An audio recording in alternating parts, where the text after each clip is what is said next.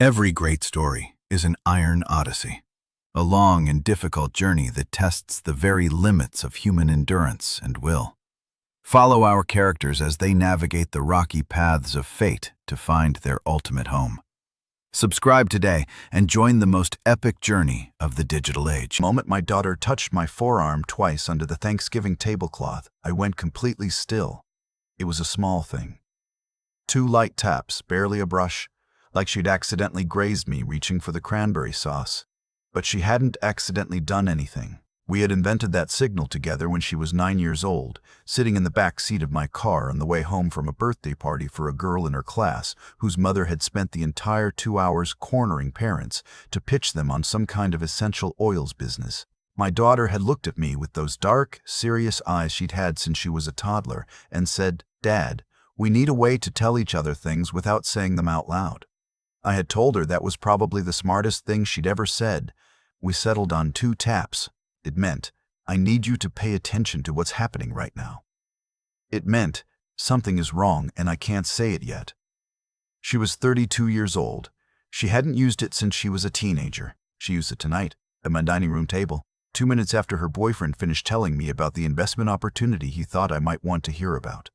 His name was Theo Vance. He was 41, which was 9 years older than my daughter, which I had never said anything about because it wasn't my place. He had moved to our part of Pennsylvania from somewhere in Arizona about 18 months ago, and my daughter had met him at a triathlon training group she'd joined after her divorce was finalized. He was fit and easy to talk to, and he remembered small things, the kind of person who asked about your knee after you mentioned it was bothering you 6 weeks ago. My wife had liked him from the first dinner. I had liked him well enough. He seemed steady. He made my daughter laugh the way she used to laugh before the marriage that didn't work had made her cautious about everything. I'm 57 years old. I spent 16 years as a special agent with the FBI's Financial Crimes Unit out of the Philadelphia field office before a back injury pushed me toward a different kind of work. For the last 11 years, I've been a compliance consultant, which sounds boring and is often boring, but what it means in practice is that I spend a significant portion of my life reading financial documents and identifying the places where money moves in ways it isn't supposed to. I've reviewed Ponzi schemes and insurance fraud and securities manipulation and wire fraud operations that ran for years before anyone noticed. I know how these things are built.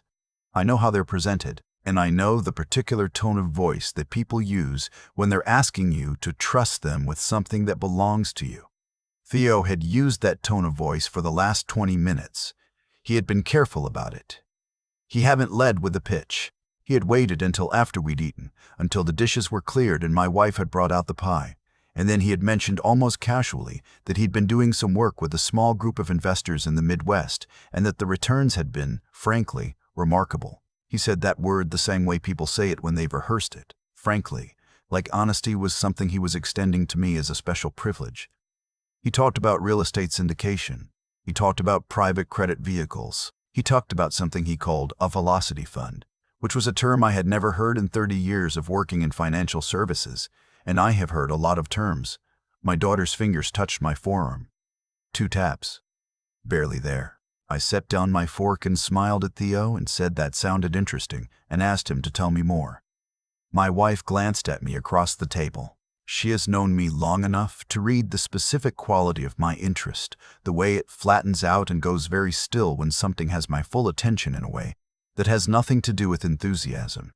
She stood up quietly and asked my daughter if she wanted to help bring out the coffee. My daughter looked at me for just a moment before she stood up. She had the same expression she used to have when she was a teenager and had said something she couldn't take back and was waiting to see what I would do. When they left the room, I let Theo keep talking.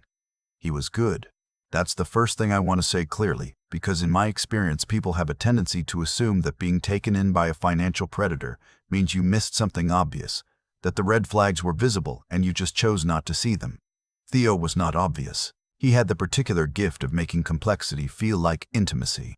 When he used jargon, he immediately translated it, and the translations were accurate enough to establish credibility without being so detailed that they invited scrutiny. He said things like, "The managers I work with have been very selective about who they bring on."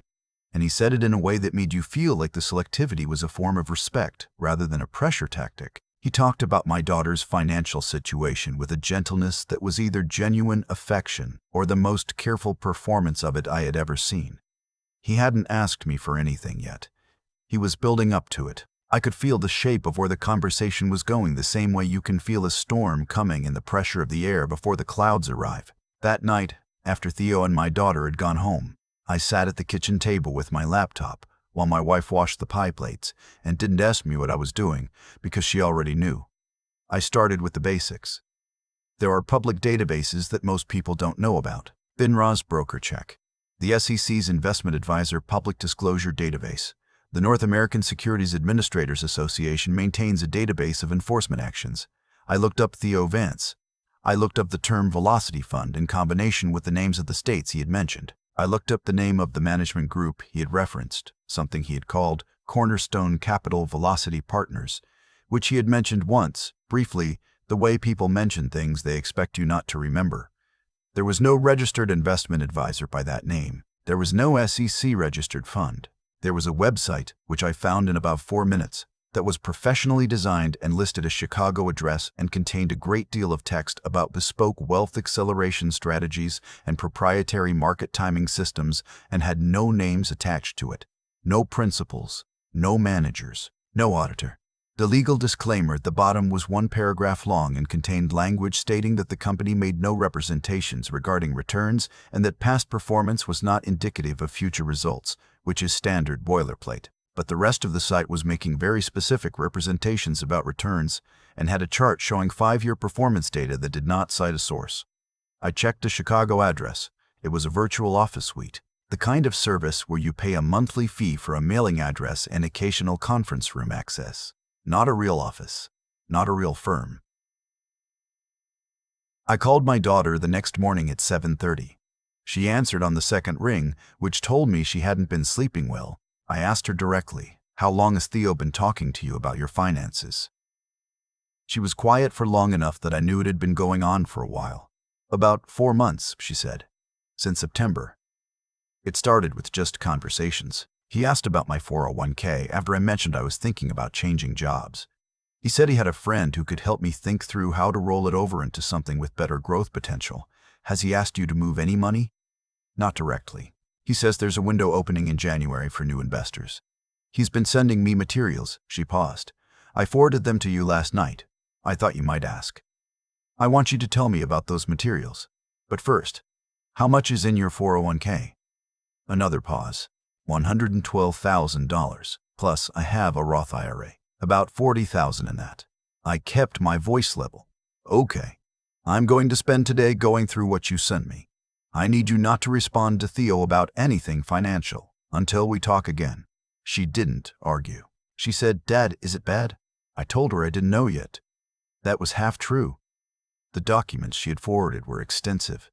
Theo had been thorough. There was a 40-page private placement memorandum for something called the Cornerstone CB3 Fund, which was described as a vehicle investing in short-duration private credit facilities backed by physical collateral in the industrial and logistics real estate sectors. It had a clean layout, a professional watermark, and a glossy insert showing projected returns of between 15 and 22% annually.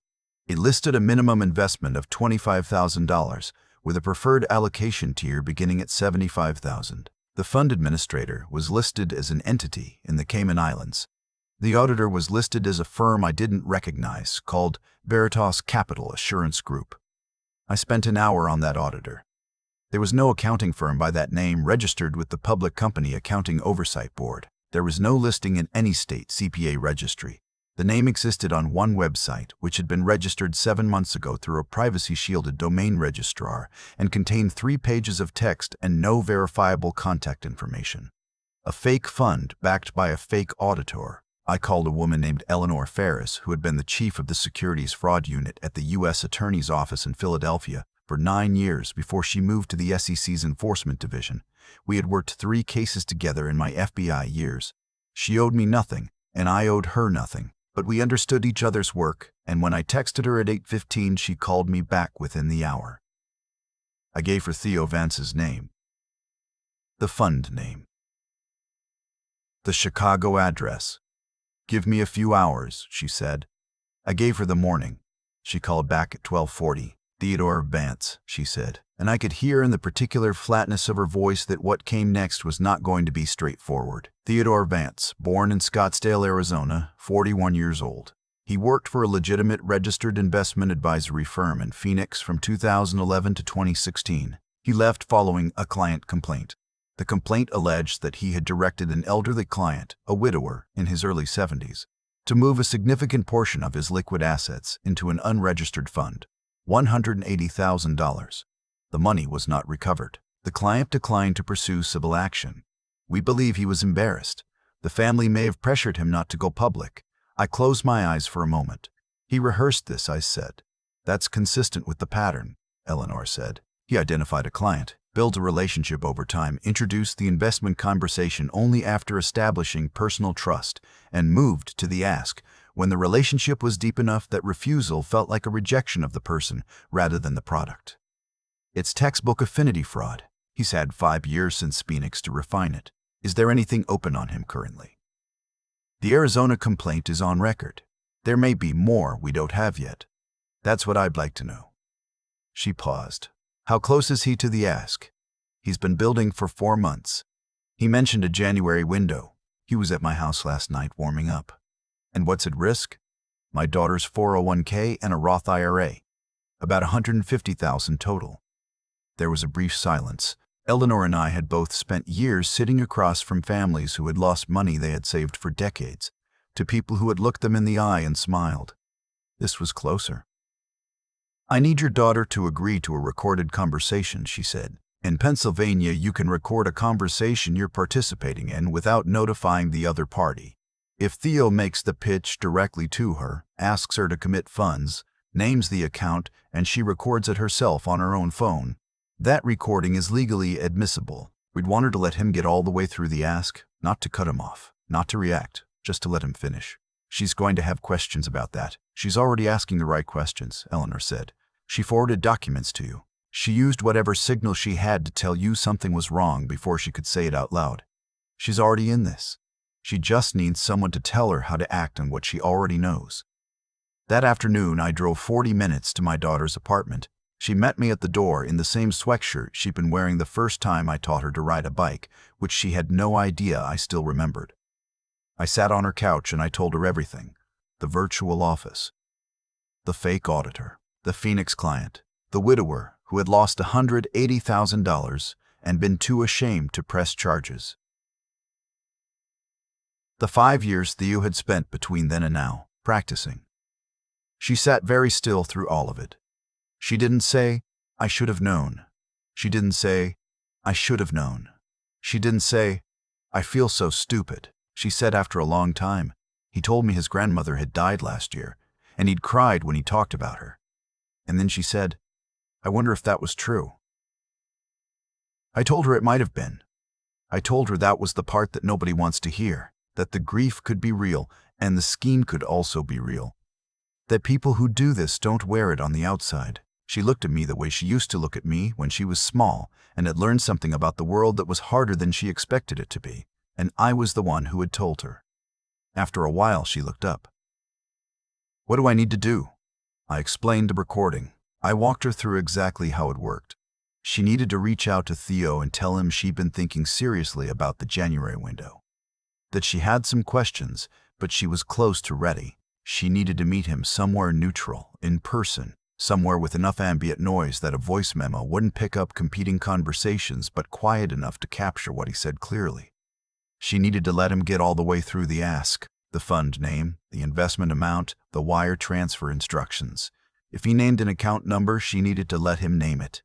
Can you do that? I asked. She looked at me with the steady, clear eyes that she'd had since she was a child. The ones that didn't drift away from hard things. I've been sitting with this for 4 months trying to talk myself into believing it was fine, she said. I think I can sit across from him for 1 more hour. She texted him that evening. She said she'd been thinking about the conversation from Thanksgiving and she had a few questions before the January window closed. He responded within 12 minutes. He was warm, available, pleased. They arranged to meet at a coffee place she suggested, one she knew well, near her apartment. Friday at 11. Thursday, I drove back to her apartment and we sat at her kitchen table for an hour. and I walked her through the mechanics. Phone in her jacket pocket, voice memo app running. Let him talk. Don't interrupt. Don't rush. If he paused, let the pause sit. People fill silence. Ask clarifying questions in a neutral tone, the kind of questions someone would ask if they were genuinely close to committing. Be a person who is almost ready to say yes. She nodded through all of it. She was somewhere between frightened and angry, which is the right place to be. Not too hot, not too cold. How are you feeling? I asked. She was quiet for a moment.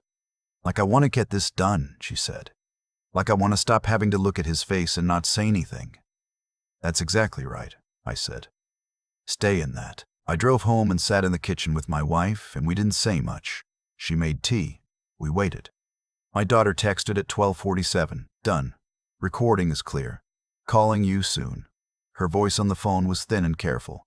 The voice of someone on the other side of something difficult. She told me Theo had been complete. He had described the fund structure in detail, the projected returns, the January intake deadline. He had named an investment amount. He suggested a first tranche of $75,000 to qualify for the preferred allocation tier. He had given her the wire transfer information. A bank in Nevada. He had told her the funds would be deployed within 5 business days. 5 business days. I knew what that meant. By the time anyone realized the fund was a shell and the account had been drained, 5 business days was more than enough time to push money through enough intermediary accounts to make recovery extremely difficult. I called Eleanor that evening.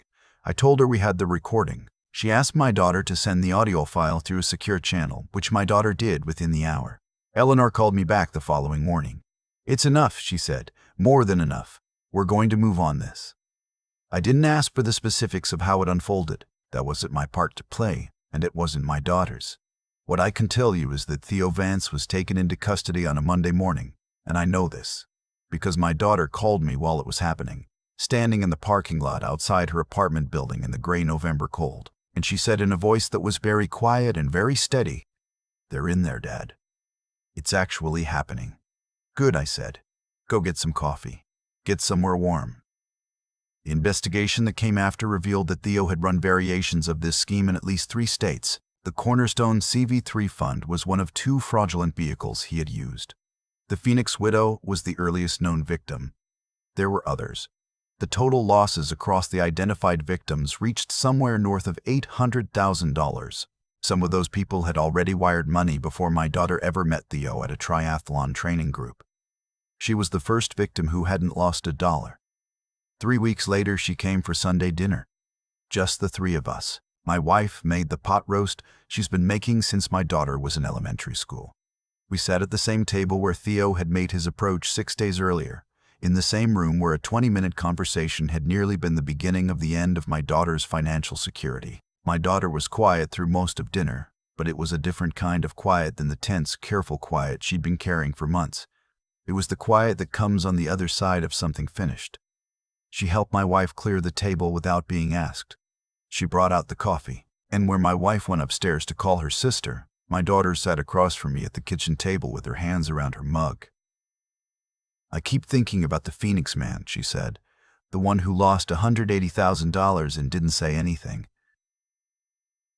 I know. I almost didn't say anything either. I almost talked myself out of the whole thing. I almost told myself I was being paranoid, that I was just burned from the divorce, that I was seeing problems because I was looking for them. I know. She looked at me. What made me use the signal? I'm not even sure I knew I was going to do it until my hand was already on your arm. Your gut knew before your conscious mind was ready to say it, I said. That's not nothing. That's actually the whole thing. She looked down at her coffee for a moment. I want to say something for anyone who might hear this story. Because I've spent a lot of years working financial crimes, and the part that never gets easier is not the money. The money is the measurable part. You can put a number on it. What doesn't get easier is sitting with families after the fact and hearing them say they knew. They had a feeling. They had a moment where something didn't sit right and they explained it away, or swallowed it, or decided the relationship was more important than the doubt. The people who run schemes like the one Theo Vance ran are not looking for naive people. Naive people are easy, but they're a limited resource. They're looking for people who are open, people who are willing to be in a relationship, willing to extend trust, willing to believe that good things can happen. Those are not character flaws. Those are the traits that make life worth living. And people like Theo spend years learning exactly how to get inside them. There are things you can check. Every legitimate investment advisor in the United States must be registered with either the SEC or their state securities regulator. You can verify any advisor and any fund in minutes through FinRay BrokerCheck at BrokerCheck. The SEC has its own IFTD database at advisorinfo.sex.gov. If someone is managing money and they don't appear in either of those databases, that is not a technicality. That is a warning. A private placement memorandum that lists an auditor you cannot independently verify is a document that does not mean what it looks like it means. An intake window that expires in 3 weeks is not a feature of a legitimate fund. It is a pressure tactic. Real investment funds do not require you to wire money by the end of the month. And this, if someone in your life sends you a signal, whatever signal they have, please receive it. My daughter used a tap we invented when she was 9 years old to avoid an essential oils pitch at a birthday party. She used it because some part of her understood the situation before she had language for it. She didn't need a reason. She didn't need proof. She needed someone outside the situation to look at what was happening and tell her that what she felt was real. That's worth more than any document. We didn't lose a dollar. But we almost did, in the way that people almost do. Slowly and gently and wrapped in warmth. Over 4 months of dinners and training runs and a man who cried about his grandmother and remembered how she took her coffee. The difference was 2 small taps on a forearm at a Thanksgiving table. If something doesn't feel right, it is not nothing. Listen to it. Tell someone. Use whatever signal you have. I keep coming back to the moment my daughter's fingers touched my arm. 2 small taps. She didn't even know she was going to do it until it was already done. That's the part I think about most. Not the fake auditor, not the shell address in Chicago, not the wire transfer instructions Theo recited like a man who had memorized them in a different city with a different woman sitting across from him. What I think about is that her body knew before her mind had caught up, and she trusted it anyway. There's a kind of cause and effect that people rarely talk about honestly. We like to think that bad outcomes happen to people who weren't careful enough, and good outcomes happen to people who were smart enough, as if the distance between the two is just a matter of preparation. But Theo had prepared. He had spent years preparing. He'd taken a real loss in Phoenix, walked away, and come back with a better version of the same story. He was not careless. He was not sloppy. He was skilled, and he was patient, and he had picked my daughter specifically because she was someone worth picking, someone who had been hurt before and had healed enough to be open again. That's what I want to be clear about. The openness was not the mistake. The openness was the thing worth protecting. What saved her was not that she was suspicious by nature. She's not. She's trusting in ways I've always admired. What saved her was that underneath the trust, underneath the 4 months of training runs and dinners and a man who cried about his grandmother, she had kept a small, honest part of herself intact, the part that knew. And when that part finally spoke, she listened to it. She didn't override it with reasons or talk herself into embarrassment or decide that the relationship mattered more than the doubt. She reached out. She used the only signal she had. That takes something. It takes the kind of integrity that isn't loud. It doesn't announce itself, and it doesn't require an audience. It just means that when the quiet part of you says something is wrong, you don't lie to it. My daughter had that. She had built it through hard years and a marriage that cost her more than money and a long rebuilding that she did mostly alone. That character didn't come free. She earned it, and it was exactly what protected her when the time came. And then she did the harder thing. She sat across from Theo for 1 more hour, knowing what she knew. She held herself together in a coffee shop in November and let him talk all the way through the ask, because she understood that getting it right mattered more than getting out of the room. That's not nothing. That's the kind of courage that doesn't look dramatic from the outside. It just looks like a woman having coffee. But inside, it was an act of will that I watched her choose clearly, with full knowledge of what it cost. I spent 30 years working financial crimes, and I never stopped being surprised by the people who came through it intact. They weren't always the most educated or the most financially sophisticated. They were the ones who stayed honest with themselves when the easier thing was to look away. The ones who reached out when reaching out felt embarrassing. The ones who, when the moment came, held their nerve. My daughter had all three of those things, and two of them she built herself.